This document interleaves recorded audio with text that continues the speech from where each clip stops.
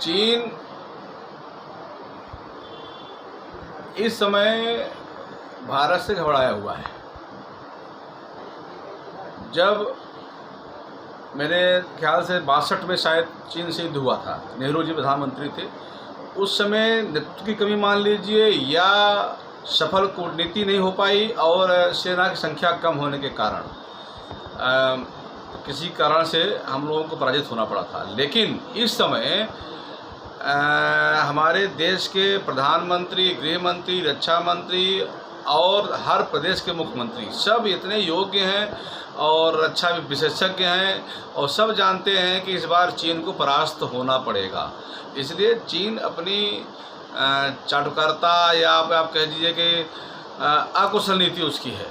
तो हमारा इतने कहना है कि सारे सेना जो अभी हमारे जो 20 जवान शहीद हुए उन सबको हम नमन करते हैं, उनके पूरे परिवार को, सभी संत महात्मा हृदय से भगवान से प्रार्थना करते हैं कि उनकी आत्मा को शांति मिले और साथ में उनके पूरे परिवार को बल मिले, ऐसा हम लोग प्रार्थना करते हैं। साथ में हनुमान जी से प्रतिदिन हम लोग हनुमान चालीसा का पाठ करेंगे, इसलिए करेंगे कि मेरे सेना का जो बल है वो हनुमान जी की तरफ प्रदान हो और चीन को पराजित होना पड़ेगा यदि युद्ध होता है तो।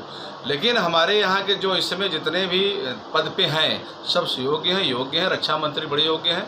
तो मेरा तो मानना है कि इस बार चीन को पराजित होना पड़ेगा युद्ध होता है तो, अन्यथा हमारी सेना वहाँ डटी हुई है और किसी माने में हमारी सेना चीन की सेना से कम नहीं है। तो मुझे लगता है कि चीन समझ भी गया है, अब उसे कहीं न कहीं बैक होना पड़ेगा।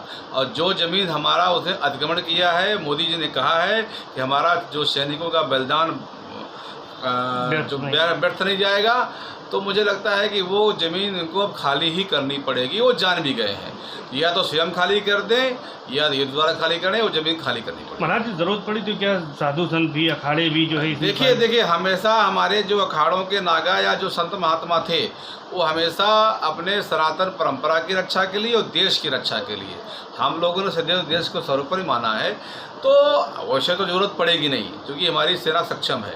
हम लोग केवल आशीर्वाद दें, हम लोग पूजा पाठ करें, लेकिन ज़रूरत पड़ेगी तो संत महात्मा सारे नगर सन्यासी वहाँ पहुँचेंगे, युद्ध करेंगे, इसमें कोई डर नहीं। हम लोगों का जन्म इसलिए हुआ था, जो अखाड़े बनाए गए वो इसलिए बनाए गए थे। लेकिन जब देश आज़ाद हो गया, देश सक्षम हो गया, तो हम लोग अपने पूजा पाठ लगे हैं। आवश्यकता पड़ेगी सरकार का जो निर्देश होगा हम लोग पालन करेंगे। सेना की सीमा पर जाएंगे बिल्कुल, अगर ज़रूरत पड़ी तो। बाकी हमारे भारत का हर जवान इसके लिए तैयार रहेगा, पूरा हर जवान। देखिए देश सर्वोपरि है, धर्म भी सर्वोपरि है, लेकिन पहले देश सर्वोपरि है। ठीक है।